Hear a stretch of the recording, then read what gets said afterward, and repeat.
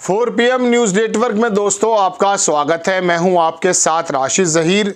RSS का दिमाग या भारत का फ्यूचर, इस बात को तय करने में लगा हुआ है केरल की एक ज़मीन पर कि आने वाला भारत कैसा हो, आने वाली भारतीय जनता पार्टी कैसी हो। एक तरफ जहां मोदी अपने आप को बचाने पर लगे हैं, वहां आरएसएस का मंथन शुरू हो चुका है कि बीजेपी को कैसे बचाया जाए। आपको मालूम है, पहले भी मैं आपको बता चुका था कि राष्ट्रीय उनकी कार्यकारिणी जो भी उनकी बैठक है वो केरल की उस जगह शुरू हो चुकी है कल से, और वहां मंथन ये चल रहा है कि आखिरकार जिस चीज़ को 100 बरस में हमने बनाया था और सत्ता के शीर्ष पर बैठाया था, ये बात दीगर है। कुछ लोगों के मुताबिक वो नफ़रतों की राजनीति की नफ़रतें ज़मीन पर बो दी गई, तब जाकर के ये पौधा पेड़ बन पाया भारतीय जनता पार्टी का, जैसे लोग कहते हैं। लेकिन वो नीचे क्यों आया? अब दूसरी ओर जो उनके हाथ पैर माने जा सकते हैं भारतीय जनता पार्टी, उसके जो मुखिया हैं मोदी जी, वो बार बार अपने फैसलों से पलट रहे हैं जो 10 बरस में देखा नहीं था। चाहे वो वक्फ बोर्ड का मामला हो या लेटरल एंट्री हो, ब्रॉडकास्ट बिल हो, और अब आकर के महाराष्ट्र में सीधी सीधी माफ़ी।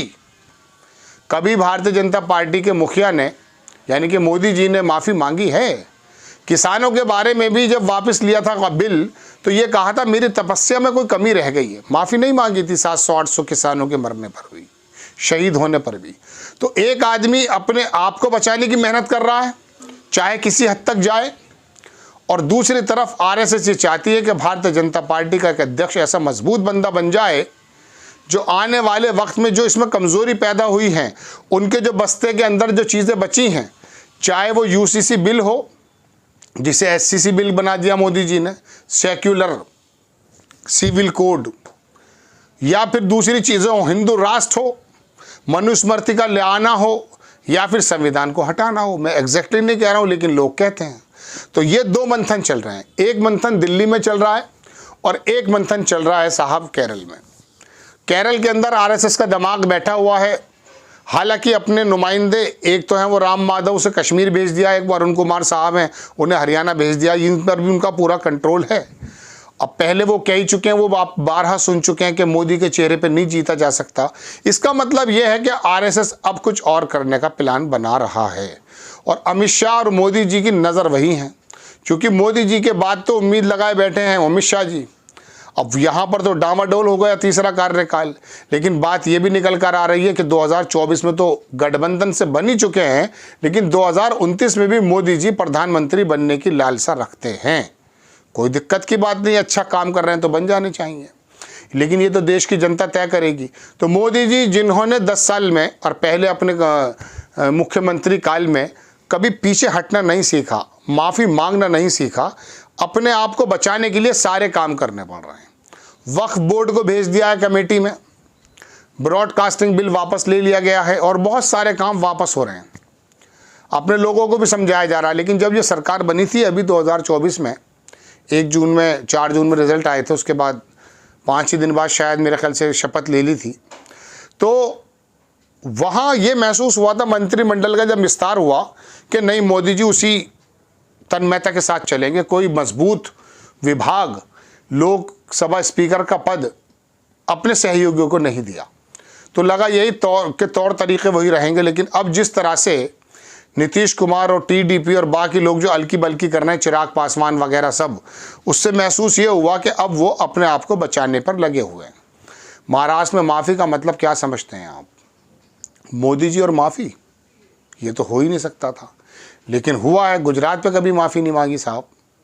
ज़रा सी कुछ काम हो जाते हैं तो मंत्रिमंडल का जो वो होता है ना मंत्री, वो अपनी जिम्मेदारी ले लेता है। पार्टी हार जाती है, जिम्मेदारी ले लेता है, लेकिन जब पार्टी हारती है तो अध्यक्ष की जिम्मेदारी, जीतती है तो मोदी ने कारनामा कर दिखाया। तो अपने आप को बचाने पे लगे हैं, और उसके लिए कुछ भी कहा जा सकता है। चाहे बिल जो है वो वापस लिए जा सकते हैं, प्रस्ताव वापस लिए जा सकते हैं, लेकिन आरएसएस बहुत लंबी आगे तक की खेलता है, आगे तक की सोचता है।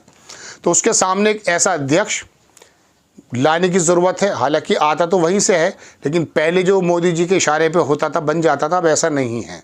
उनका बाकायदा चल रहा है, और उन्होंने अपने तेवर दिखा भी दिए हैं कि वो अध्यक्ष चुनने जा रहे हैं या चुनेंगे। वहाँ JP नड्डा तो पहुँचे हैं, लेकिन मोदी जी और अमित शाह की निगाह इसलिए है कि वो अब बीजेपी में जो बीजेपी की साख गिरती है उसको उठाने का वो काम कर रहे हैं, क्योंकि उनके हाथ पैर दरअसल राजनीतिक हाथ पैर तो बीजेपी ही हैं। तो RSS वहाँ दिमाग लगाए हुए है, मंथन चल रहा है।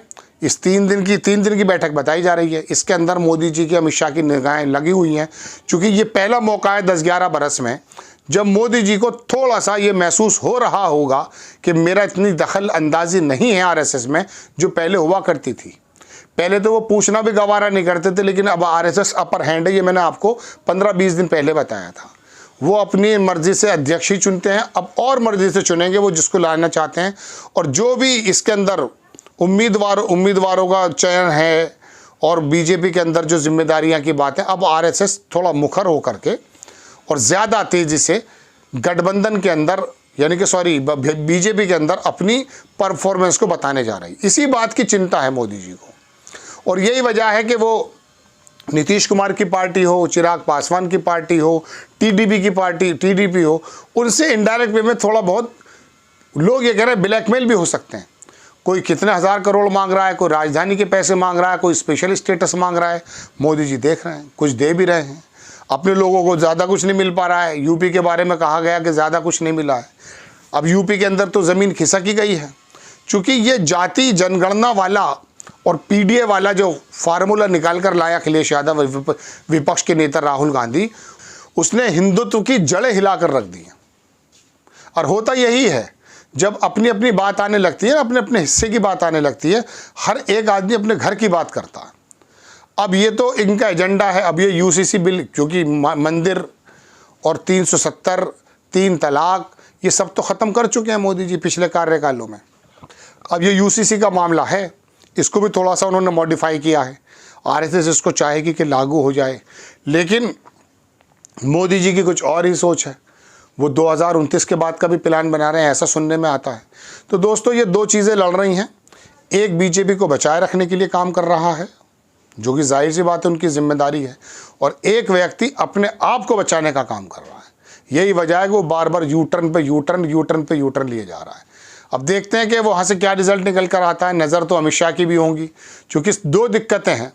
एक तो मोदी जी के बाद उनका सोचना ये था संगठन पे मेरी पकड़ है और सरकार में मेरी पकड़ है। अमित शाह की बात कर रहा हूँ। अचानक उत्तर प्रदेश के योगी आदित्यनाथ अवतरित हो गए, तो एक तो चिंता ये है। दूसरा ये है कि वो जो बीजेपी का दिमाग है RSS, वहाँ पर भी अमूल चूल चेंजेस करने की बात आ रही है।